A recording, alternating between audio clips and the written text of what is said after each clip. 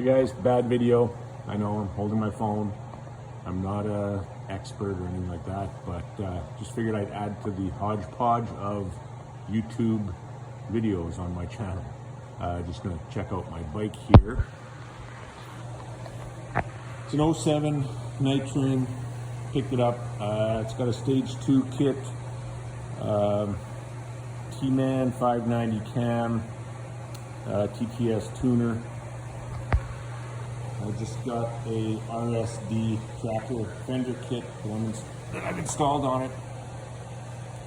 Gonna figure out the lights. I'm probably gonna put an LED strip fender tip light on it. Looks much better than the original fender, I think.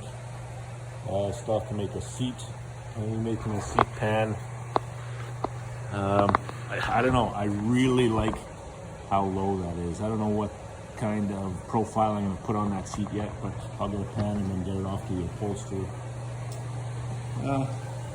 Pretty basic, nothing too fancy. I'll just fire it up here for a second. Sounds nice.